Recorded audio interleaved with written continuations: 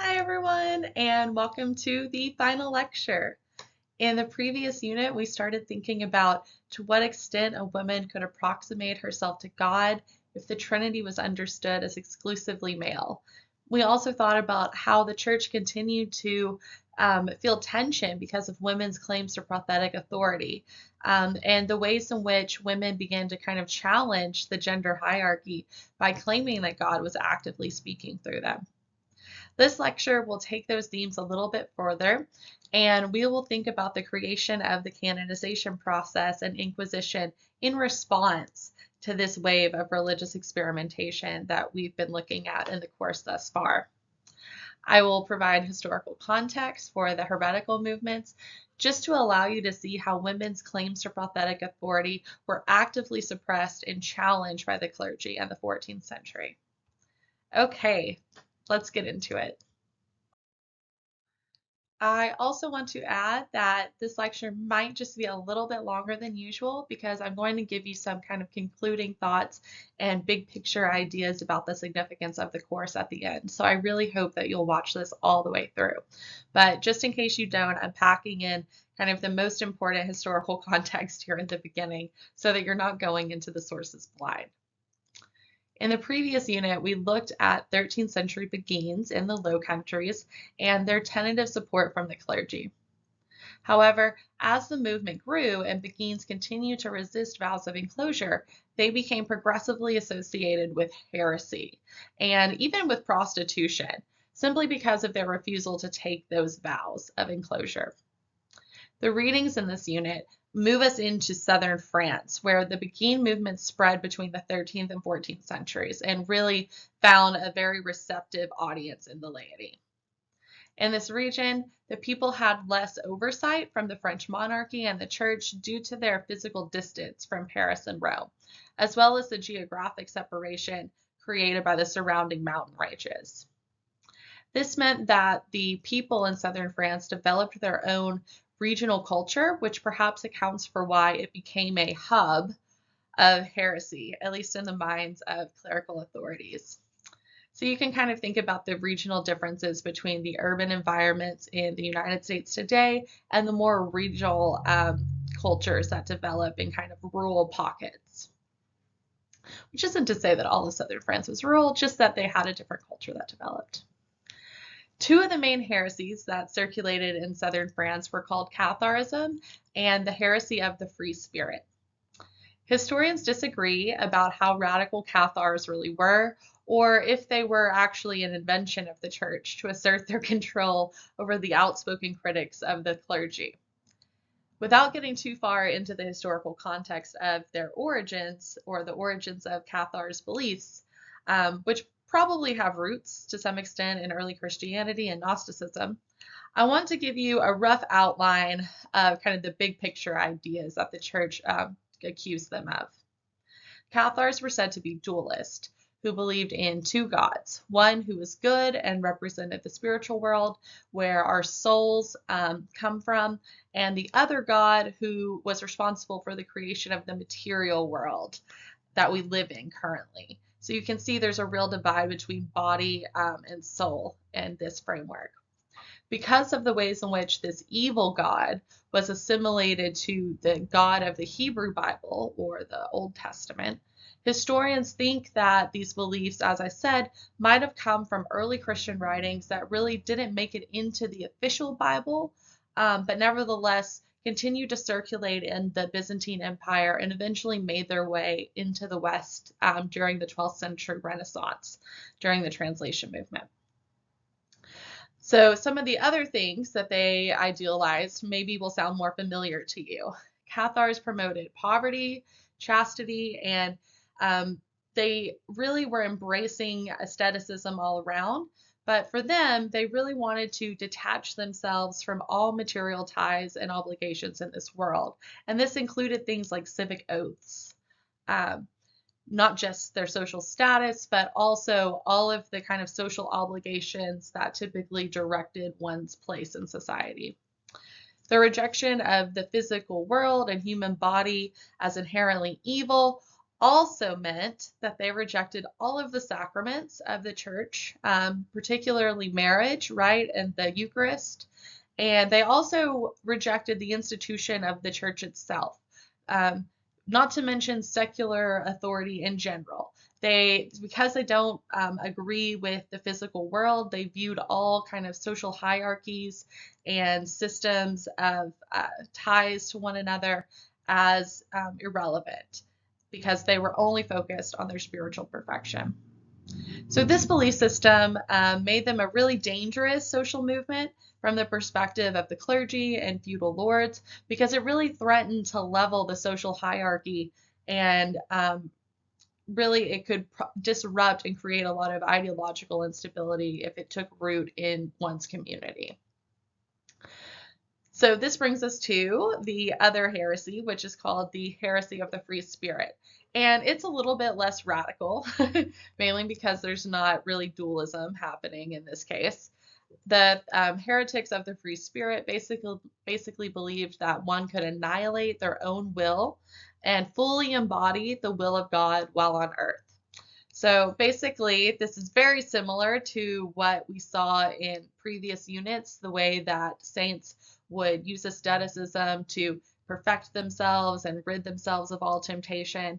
But this is different because they were asserting that basically anyone could become a saint by annihilating their soul, not just particular special individuals, but that through this radical self-renunciation, anyone and everyone should achieve a direct connection with God. And in practical terms, this kind of looked just like everyday sanctity, or rather like the saints' piety in previous units. It meant that in their daily lives, their will was completely aligned with God's will. So they only desired holy things and what God desires, which made them basically effectively like a new version of Christ while on earth once they achieved this union with God while in human form.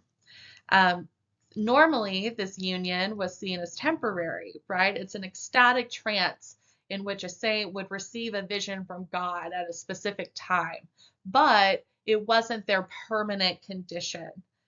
They weren't born without original sin. It was something they had to strive for. And because they were so exceptional, they were able to achieve it.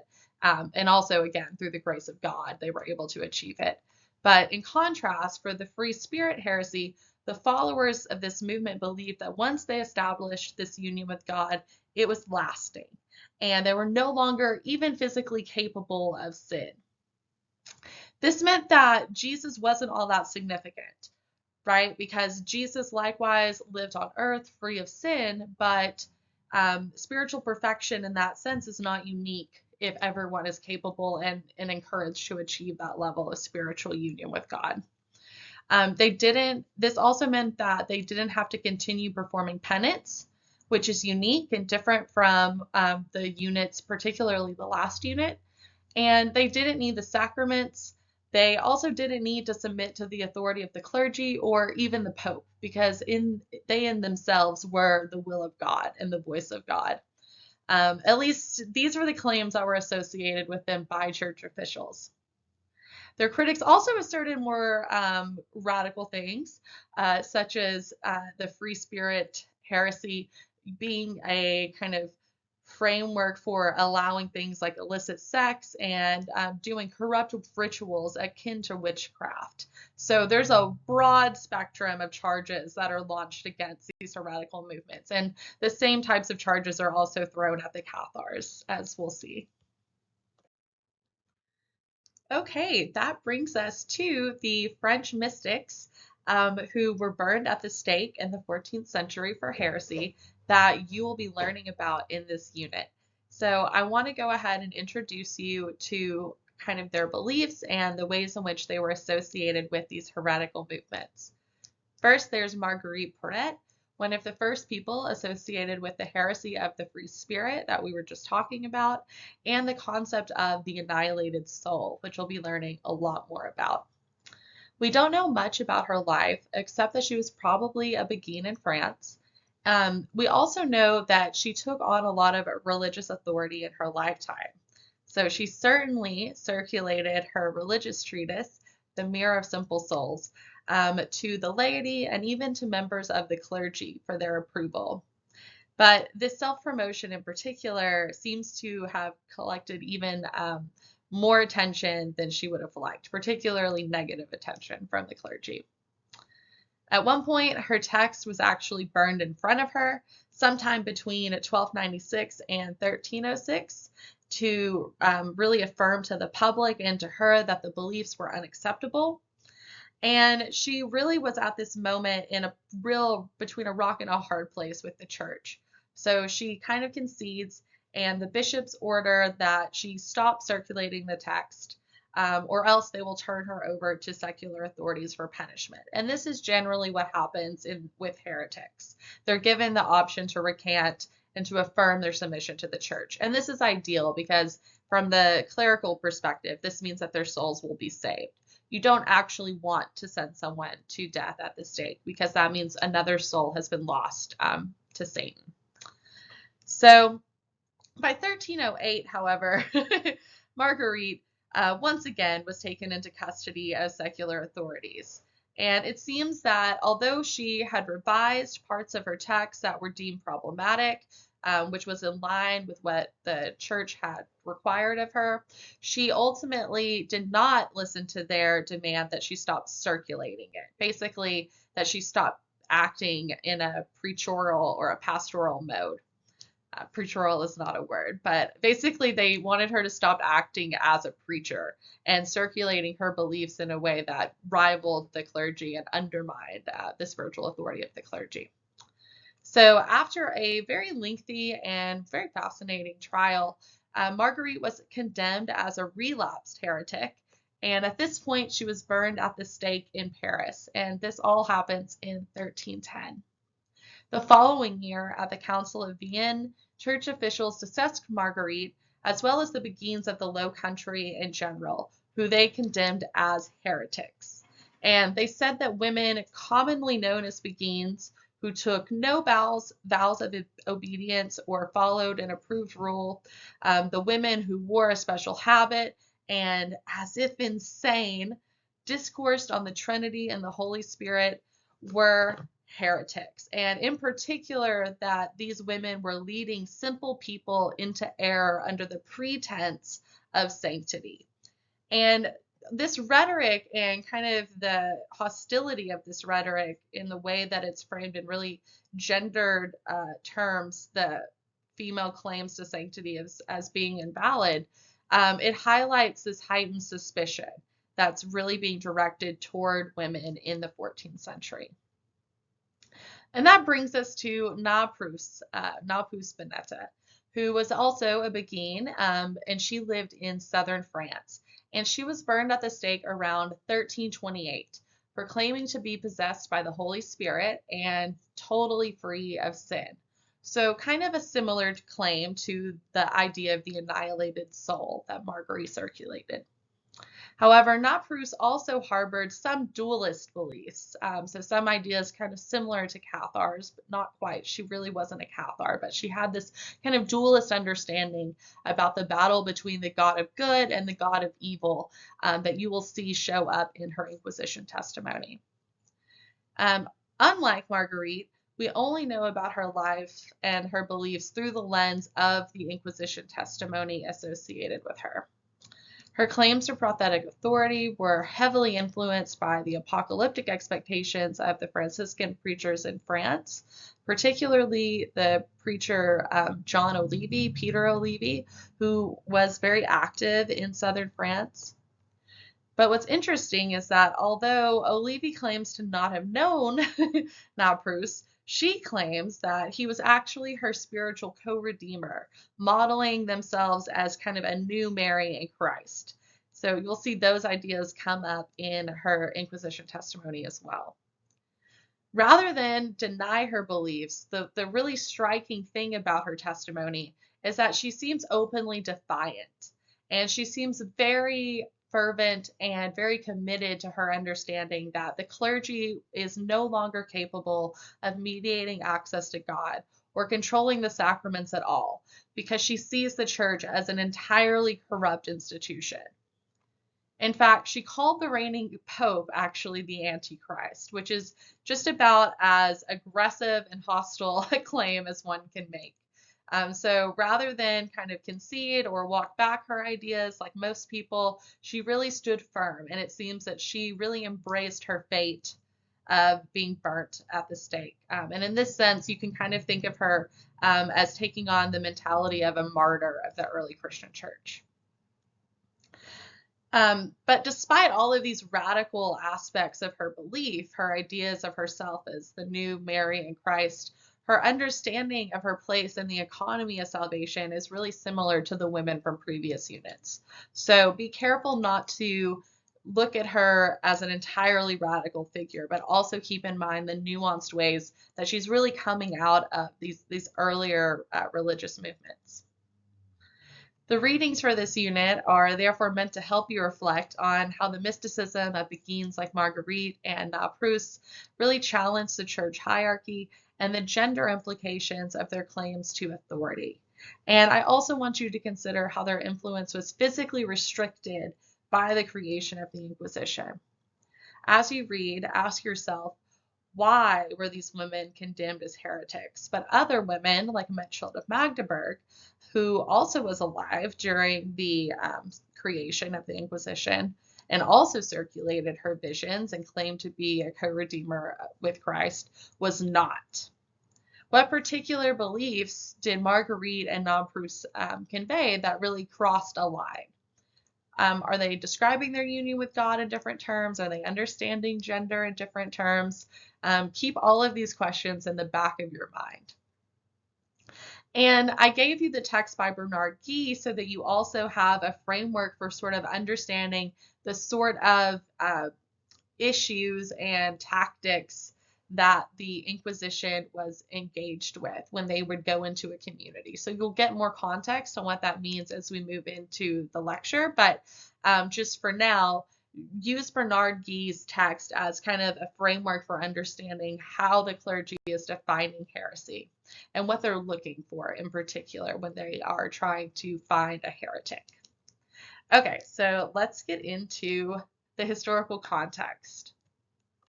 1001 years ago, in 1022, around 14 people were sentenced to death by burning at the stake for the crime of heresy in Orleans, a town in northern France known at the time as a hub or center for learning.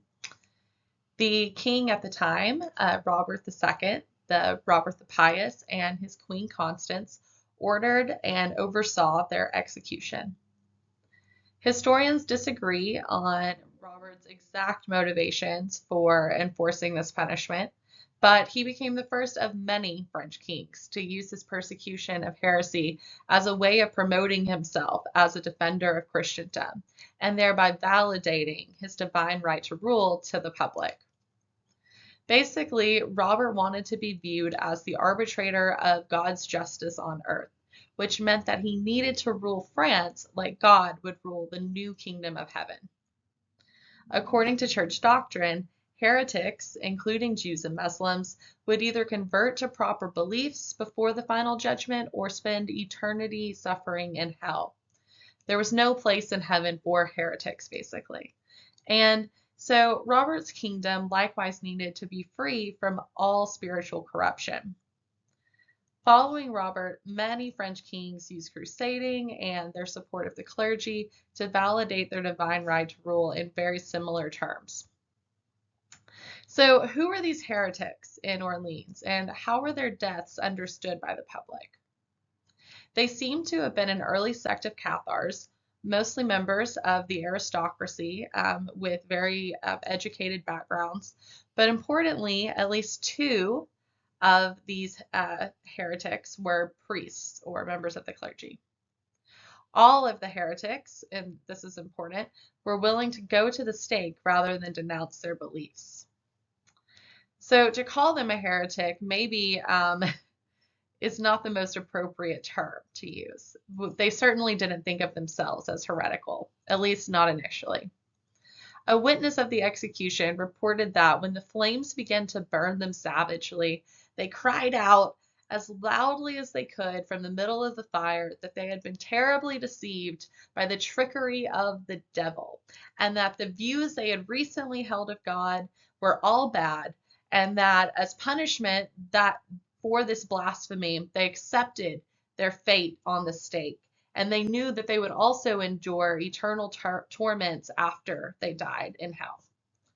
Many of the people who were standing nearby heard this and felt so moved by pity that they ran to the flames and tried to physically take them off of the stakes, but their bodies were already too charred and the effort was obviously futile. This really highlights how the laity frequently felt conflicted over the execution of heretics, specifically because they generally looked very pious and they really had very fervent devotion to God, and they also had very deep bonds to people in their local communities. So burning a heretic, as happened in New Orleans, was not the most desirable outcome, specifically because the church and secular authorities should ideally want to bring more souls into heaven, not lose the fight against the devil and surrender another soul to hell. But ultimately, the kind of mentality was that this was the only option. This punishment was specifically the punishment that would be enforced by God in the afterlife. So that standard needed to be maintained while on earth. And ultimately, it was this real anxiety that if these individuals were allowed to remain alive, their ideas would grow and spread and ultimately sow insurrection that would bring down the church. So you can see why there was a real threat in people's minds. The Cathars continued to be a lingering presence in France in the 12th century, particularly, as I said, in the south. And they were increasingly associated with really radical and transgressive behaviors that basically centered around the basic idea of their rejection of clerical authority, but took it a step further by associating them with things that were just generally considered taboo. So for instance, the clergy began to claim that Cathars were engaged in like secret, nefarious rituals at night and in basements. Frequently, these rituals were said to involve orgies, and the result of these orgies would be babies that were born out of wedlock. And they would take the babies according to the clergy, and the babies would then be used in further rituals. So they might be cannibalized, or they might be burnt so that their ashes could be used in really demonic spells. And you can see how this imagery would provoke a lot of panic in people's minds of what exactly is happening in their communities. These dramatic charges were also launched against early Christians who were seen as very suspicious because of their private meetings in people's houses. And so Roman authorities accused them of really similar taboo things. And those sorts of texts that were written against the early Christians, the clergy would have had access to in their university training. So they would have been familiar with this rhetoric and perhaps co-opted it to describe these new threats in the community. So evidence of this is from the fact that similar ideas show up in anti-Semitic writings from the same period. The reoccurring motifs then of illicit sexual ethics and demonic pacts associated with heresy, broadly speaking, really highlight how these charges were fabricated against the church to encourage public outcry. But in reality, as I've really tried to stress, heretics viewed themselves most of the time as Christians, not the labels that were assigned to them. And they usually didn't have all that different of sexual ethics or all that different of understandings of society, but they ultimately definitely felt frustration with the mediated access to God, and they typically, to some degree, rejected clerical authority. But regardless of what these people were actually doing or where the ideas of what they were doing came from, it's just important to remember that when medieval people began to fear that their neighbors were secretly convening with the devil and plotting on the downfall of their communities, this fear is ultimately what makes them comfortable with and makes them actually encourage the surveillance of people's private lives by the clergy. So the people really embrace the creation of new clerical procedures and new means of regulating heresy. So the persecution then of heretics becomes way more prominent in medieval society in the 13th century, moving forward into the late Middle Ages, during which time the papacy itself became increasingly powerful and secularized, as we talked about. So the regulation of heresy really becomes a tool for maintaining the status quo of society by ostracizing or persecuting individuals with different religious beliefs or for reasons associated with their political insubordination. This early alliance between the church and the French monarchy, in particular in the fight against heresy, as well as the political implications of this persecution, is highlighted by the Albigensian Crusade in 1209. Pope Innocent III called for a crusade against a heretical sect, which were associated with Catharism, because he said that they were preaching against the sacraments and the need for the clergy. He also accused them of murdering a papal representative. So that was really the tipping point in his mind. He declared that any French nobleman who was willing to take up arms against these heretics would receive their land and remission from sins in exchange for their service to God. And this kind of becomes the norm in terms of the fight against heresy. Heretics would be punished, as I said, by the secular authorities, and their land would typically be taken in the process of that punishment. So from 1209 to 1215, literally around 10,000 Christian men, largely from northern France, so largely outsiders of the communities in which they're going in to find and fight heresy, they march into the south, and according to contemporary reports, they just basically begin massacring people indiscriminately. And this is really, again, like a political effort, almost overtly, to displace the local nobility and take over towns in the name of the king that previously had their own kind of distinct regional authority going on. However, the Cathars, or these local people, they didn't go down without a fight. And I think, again, this really highlights how this was kind of a political struggle as much as a spiritual one. So the people bolstered their own armies, they physically fought back, they even reclaimed territory like around 1225. But ultimately, because the church had the support of the French monarchy, they outnumbered them significantly, and they could keep bringing in more and more people to the fight.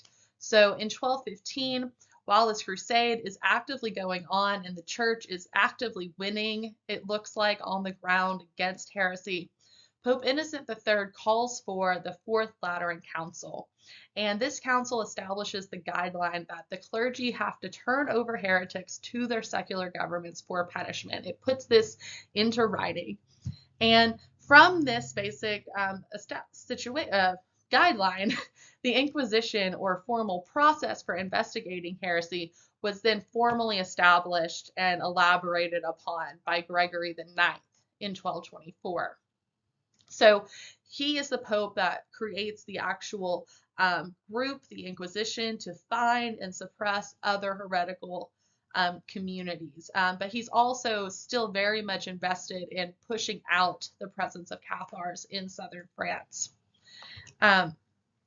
This is a precedent for launching lots of other crusades against heresy. So the church, starting with the Albigensian Crusade, is able to kind of take out their political opponents by associating them with heresy, because again, heresy is broadly defined as any kind of clerical sentiment. So you can see how a political opponent would naturally align with that definition.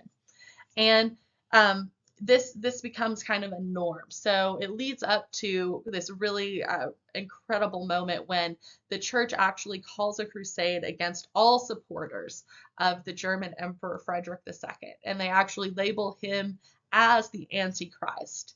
And this is at the moment that the emperor is also trying to displace the papacy and assert his authority in Italy. So there's literal territorial conquest that's happening on the ground, and it's being defined as a crusade.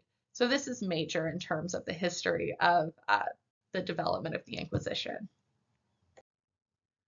So also in the 13th century, thanks to preachers and papal decrees and even the hymns that are being sung during Mass, there's this widespread apocalypticism that's happening where people are really anxious about the imminent final judgment. And they're thinking about sin as being particularly catalyzed in their communities because Satan is kind of building up his armies. And this is all sort of, again, part of this broader understanding that the church is being corrupted from within. So you can see why all of these ideas kind of culminate in the response of the church to also want to regulate sanctity and regulate people's claims to spiritual authority. Particularly because they start to think that perhaps women who are claiming to be prophetic messengers of God are actually being deceived by demons. And so there starts to be this anxiety about who can actually interpret even the spiritual messages of God that are being supposedly delivered to various people in various ways. And basically, this is just to say that the religious experimentation that we've looked at up to this unit is really informing these kind of emerging anxieties and fears about sin in society. So, as I just mentioned, Pope Innocent III uses the Fourth Lateran Council of 1215 as this moment to really codify the church's control over such prophetic claims and actually control over what counts as correct belief. And they specifically, the church establishes that all claims to sanctity have to be formally investigated by papal representatives, so the Inquisition that has been mentioned, and that these representatives then take their findings to a church council, who likewise have to agree on the person's sanctity, and then the information is finally given over to the Pope, who has the final say, and that was crucial. The laity was basically no longer seen as trustworthy and capable of discerning true holiness and understanding who the true messengers of God were from the fakes. So that kind of authority of spiritual discernment is taken from the laity and put back into the hands of the clergy. And you can see how this is just providing just another level of mediation between people in the community and their access to God. This process of the clergy investigating claims to spiritual perfection and the Pope then confirming or denying one's sanctity was called canonization. And effectively, this means that even though people in the community can still look to figures as prophets and still think of them as saints, the ability for that person to then be honored and venerated by the entire church is now very much restricted. So you might can take on prophetic significance in your lifetime, but it becomes really difficult to maintain that status after death. Pope Gregory IX, as mentioned, then refines this procedure by formally establishing the Inquisition as the papal representatives who will go into communities and investigate the claims to sanctity. And they're also being sent out into communities to investigate charges of heresy, which we'll talk more about, I promise. But rather than just accepting the claims of the individuals or the followers, I really want to highlight that the church starts demanding proof of one's spiritual perfections and miracles. And they want this proof in really physical, literal terms. The investigation process involves taking testimonies from people who witnessed miracles or lived intimately with them, and the inquisitors are trying to get a really full and complete picture from multiple perspectives of the person's entire life, so they can determine if there was ever a point in which they perhaps didn't uphold those standards or deviated, and if so, that probably means they weren't actually a saint. So they wanted multiple examples of miracles to testify to people's spiritual credibility, but they also wanted physical proof of their union with God, which they would get by examining the bodies after death. And this is, again, another way of sort of regulating and excluding a lot of people from the sainthood. So some of the divine signs that people would look for, the main one is that the body could not be physically decayed. It should not have any unpleasant odor, and actually it should probably smell like roses, just to really demonstrate that it was a vessel of the Holy Spirit. And so you can see how this is a really, really high bar, and this is a standard that's still in place for the validation of saints today. So the church still actively investigates claims to sanctity, and people are still being scrutinized for their spiritual perfection along the same lines that they were in the early 13th century. So this process was very time consuming usually. It could take multiple years. And this also was a way to kind of allow for the movement or the lay following to kind of stagnate, particularly by drawing out the testimonies. And at certain points, they could say, well, there weren't enough people to testify, so we can't actually validate this person. So it was a way to derail undesirable candidates. But in other cases, lay support would linger, and it would continue to be important to people who lived with that person in their lifetime or heard about that person from their family members. And in those cases, multiple hagiographies could be written about one person, and their sanctity could look a little bit different in each. But basically, the goal was to try to appeal to different audiences and generate more support for the person and ultimately win over the papacy. So you can see how even becoming canonized is very politicized in the 13th century, as much as the persecution of heresy is. So I really want to stress that the creation of the procedure for investigating and defining heresy went hand in hand with the papal efforts to regulate sanctity and regulate women's claims to spiritual authority. So the Inquisition, from its very beginning, was inherently linked to canonization, and they were based on the same modes of communal investigation to determine the authenticity of claims or the true deviant nature of claims. So when an individual or a community gained a reputation for dissenting beliefs, such as simply rebuking the wealth of the church or criticizing their local priests, papal agents called inquisitors would be sent into the community to investigate. And it would typically be two bishops who would question the entire town over the course of a few days or longer, depending on the size of the town. And they would do this in a public space, but it would be a space that was very tight quarters. So imagine you're waiting outside the principal's office and you can hear everything that's happening in that other room, basically. And this really created a very tense environment. These were very stressful investigations for the people involved, and they really also generated feelings of resentment, both between neighbors, but also between the local communities and the inquisitors, because it ultimately felt like an attack, right, from outsiders who are suddenly coming into our town and trying to tell us how to live and turn us against each other. So, for example, Conrad of Magdeburg was a 13th century inquisitor, one of the first inquisitors, and he was actually killed by an angry mob for his aggressive persecution of heretics. But he's not the only inquisitor who actually suffered this fate in the 13th century. Inquisitors were just generally resented also because of their aggressive methods. So, as I said, they force people to prove their innocence, which often means pointing the finger at someone else and testifying against a neighbor, offering proof that you do support the clergy. And when someone was identified as a heretic, they were given the opportunity to recant, but they also were given very strict public shaming punishments. So the most dramatic punishment for heresy, right, is based on the refusal to recant, in which case you would be turned over to secular authorities and burned at the stake.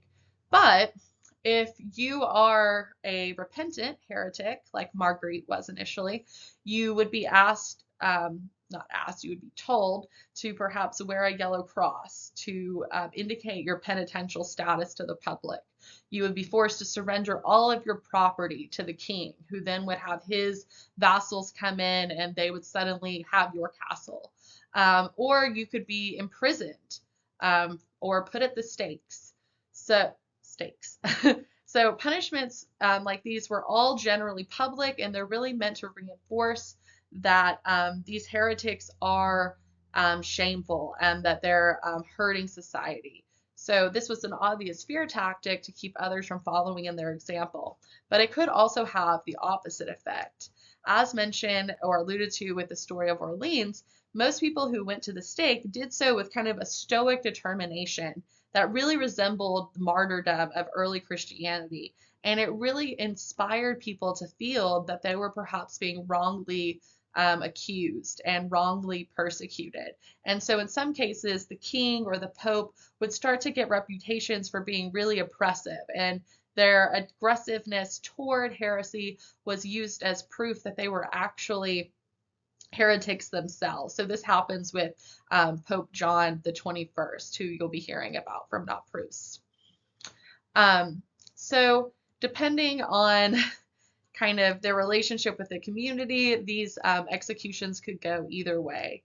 And all of this is to say that basically by the end of the 13th century, it was very easy to be declared as a heretic, but it was very difficult to be declared as a saint, particularly for women.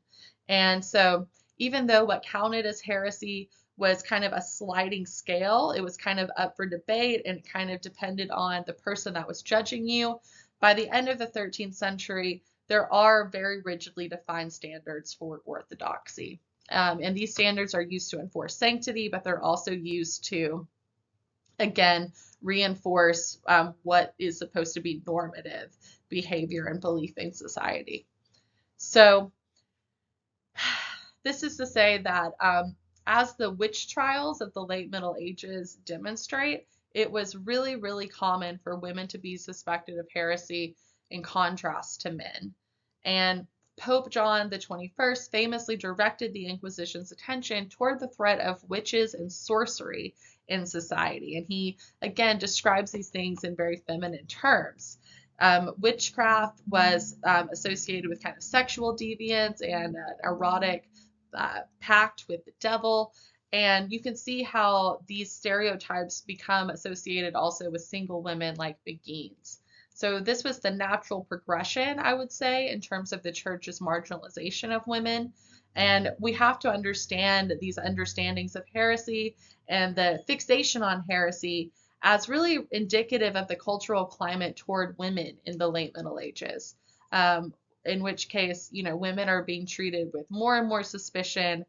They're being excluded from positions of power, and they're particularly being treated as threats to the communal good if they're taking on authority in unofficial ways.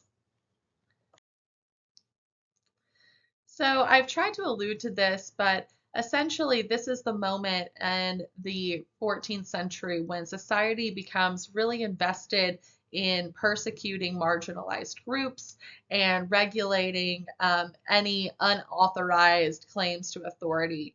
And this is a moment in which you can see other people being persecuted as well, not just women. So I want to kind of gesture to that more concretely. But essentially, the way that women became associated with heresy and associated with this kind of communal danger to society, that their beliefs were generating kind of insurrection from below, and people they were convening with the devil and plotting against their communities. Those ideas became associated with Jewish people as well in the late Middle Ages. And the same clergymen who denounce beguines as heretics are also spreading anti-Semitic rhetoric about Jews poisoning wells in their communities or also secretly worshiping the devil. And this likewise results in persecution of whole communities who are sometimes expelled from their homes, stripped of their possessions, forced into conversion, or killed. And this is just demonstrating that it's not just women who are kind of being put back in their kind of marginalized place or are trying to be ascribed into a marginalized place through these regulations. Communities of lepers also face similar accusations. And that's what you're seeing in this image here, is a community of lepers being burned. And Bernard Guy actually wrote about lepers as conspiring against Christians in his Inquisitor's Manual.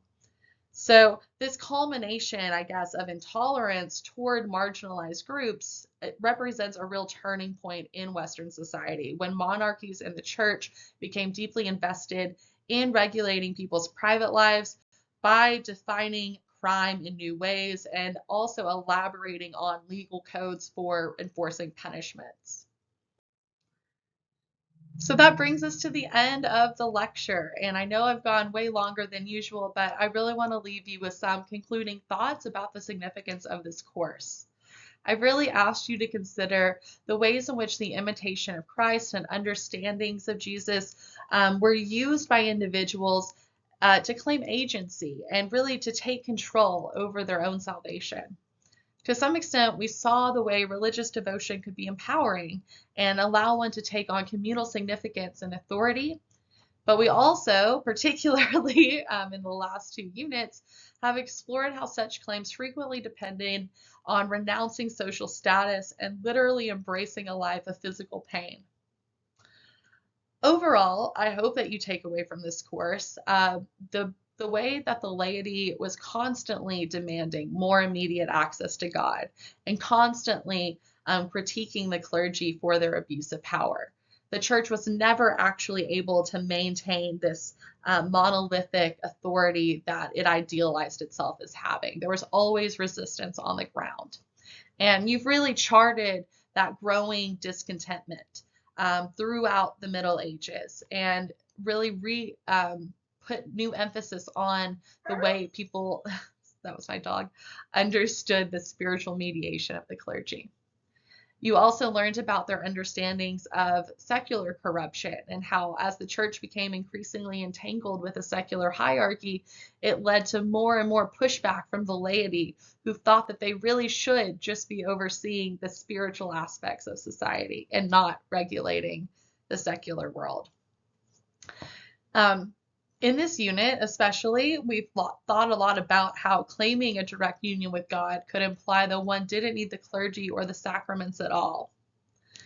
And this frustration with the church hierarchy, really, in terms of like big historical picture, culminates in the Protestant Reformation, which you've probably learned about in other classes, if not in high school, certainly in high school. In other words, I hope that this course has allowed you to see that Martin Luther's critiques of the church were not actually something new or unique to him. Men and women have been critiquing the clerical abuse of power of the church for centuries, and they had also been questioning the necessity of the sacraments for access to God, not to mention the role of the clergy altogether. So I've really tried to call your attention to this history of the church from the bottom. So that you can see that these movements, these religious movements, were constantly suppressed, and the church developed more and more elaborate ways of putting down this type of experimentation and criticism among the laity. But ultimately, they couldn't contain it forever, right? The church does ultimately break apart, and there do become new standards of Christian doctrine and different denominations. And even though women are still not able to be priests in the Catholic Church, these other denominations do accept women into their priesthood at a certain point, at least. So to that point, this course has also asked you to consider how the embodied differences of men and women linked to their virtues and kind of were used to explain their spiritual potential. To some extent, all of the individuals that we studied this semester claim to embody God's will of their own, or at least to have the ability to discern God's judgment. In most cases, the individual claimed to have imitated Christ's life so perfectly that they were one with Christ, and Christ was fully in their heart. But these claims became particularly transgressive for women who were denied from preaching. So in the 14th century, for example, Catherine of Siena, who ultimately was declared a saint, was said to have received the wounds of Christ on her body, just like St. Francis, which offered the public overt proof of her union with God. But she was still heavily scrutinized for trying to preach and to send letters. And at one point in her life, she was actually chased by an angry mob who believed her to be a witch. So the same science that could be used to prove a woman's sanctity could also be used to prove that they were demonically possessed. And so really this calls attention to the intersection of sex, gender, and sanctity.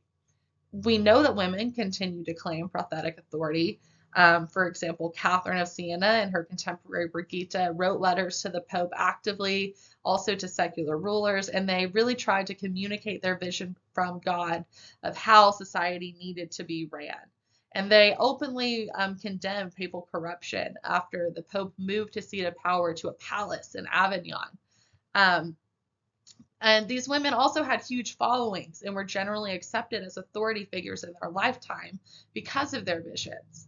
But ultimately, they were not allowed to, their credibility was eventually diminished. So there's a lot of clerical anxiety that culminates in the Council of Constance in the early 15th century, at which point Catherine and Bridget were delegitimized and defamed by the clergy. And even though this is the council that famously ends the Western Schism, I think this course has shown you that it also marks a turning point in the church's acceptance of women as prophetic figures. The bishops at this council really argue that the church would not have ever split apart, and the church would never have become so corrupt if it weren't for the polluting influence of holy women. Women who were just so silly that they couldn't understand that they were being given visions from Satan rather than from God. And so they were adamant that women should no longer be trusted to interpret their own visions, and that women certainly should no longer be trusted to act as mediators in the church. So really echoing the fears of Innocent III, but hundreds of years into the future. So this resolution for how to restore the credibility of the church really centered around the clerical decision to turn away from holy women and instead affirm the virile leadership and the traditional church hierarchy in which women were not permitted to preach. And Beguine communities continued to be a point of contention as well until the Counter-Reformation of the 16th century, when the church desperately needed to regain popular support and then began to offer Beguines more social protection. Basically, they needed women back on their side. So the hostility and scrutiny of women who do not conform to gender norms like Beguines and their association with heresy or devil worship really continued to grow and culminated in the witch craze from the 16th to the 18th centuries. And this widespread fear of witches and anxiety that they were secretly working with the devil, as you can see from this lecture, was directly associated with this earlier fear of heresy and women's prophetic claims to authority. So you can think about the execution of Marguerite and now Proust as kind of the starting point for this widespread persecution of women in Western Europe. So this anxiety in the 13th century about sin and women's spiritual authority literally results in hundreds of thousands of women being burnt at the stake from the 16th to the 18th century to protect society from their corrupt influence. And it's perhaps not surprising then to note that most of these women who were charged with witchcraft were not conforming to gender ideals about women's place in society. They had lifestyles very similar to Beguines in some cases, or they didn't align to the norms of marriage and children. So that's a very dark conclusion to the arc of this course. But I really hope that you've enjoyed the material, and I hope that you've walked away with a more nuanced understanding of church history and religious devotion in the Middle Ages. I'm really looking forward to reading all of your final papers, And please don't hesitate to reach out if you need help. Thank you so much.